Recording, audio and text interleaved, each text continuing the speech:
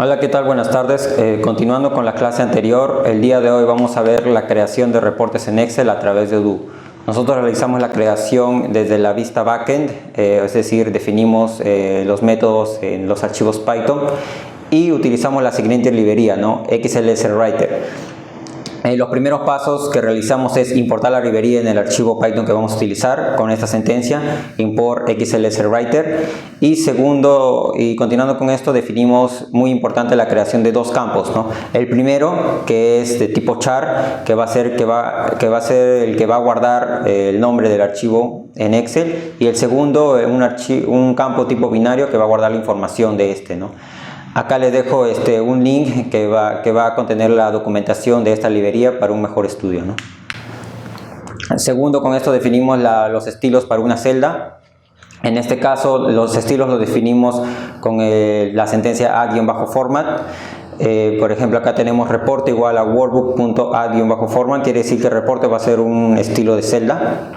Y segundo, continuando con esto, vamos a definir los estilos para este nombre, ¿no? Es decir, para el reporte le ponemos la sentencia set-bold, que va a definir que esa celda va a estar en estilo de negrita, ¿no?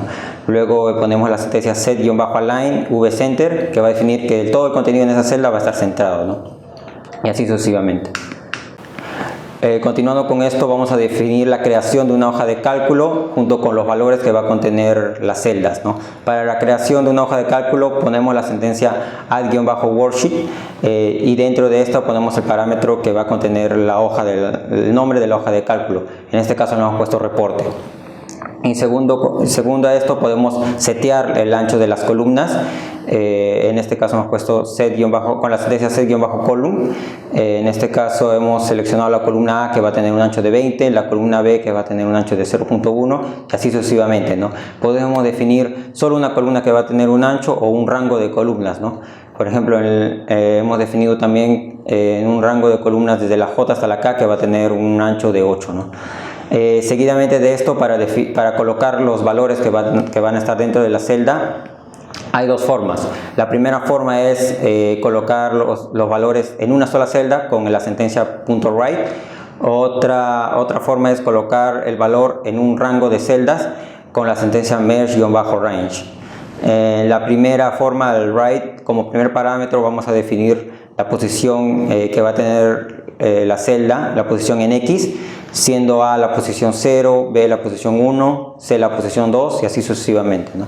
En este caso hemos definido write 2, es decir, que va a estar en la columna C ese valor, y como segundo parámetro le enviamos lo que va a estar en la posición Y, comenzando por 0, ¿no? El 1 vendría a ser el 0, el 2 vendría a ser el 1 y así sucesivamente. Y como tercer parámetro le enviamos el contenido que va a tener esta celda, es decir, en este caso va a ser el contenido código, ¿no? Y continuando con esto, como último parámetro ponemos el estilo que va a tener esta celda, que va a ser de estilo head, ¿no?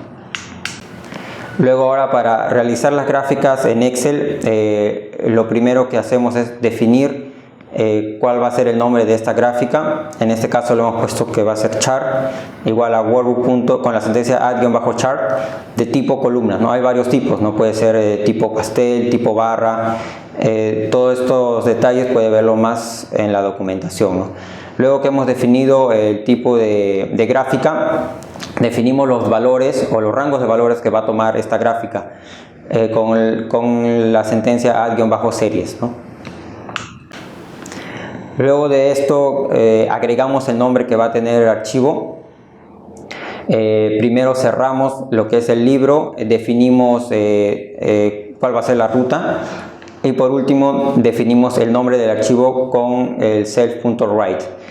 Agarramos el campo que ya hemos definido previamente de tipo chart, escribimos que va a tener el nombre lista de chequeos .xlx y por último colocamos la información en el campo binario que ya hemos definido previamente, ¿no? Luego, para la descarga del archivo, esto es muy importante, se va a definir los siguientes parámetros. Siempre se van a definir casi los mismos parámetros. Vamos a colocar el /web, el /content y como parámetro le vamos a enviar el modelo. En este caso hemos agarrado un modelo de prueba, reporte.prueba. Como el segundo parámetro le vamos a enviar el archivo el campo que va a tener la información del archivo en binario.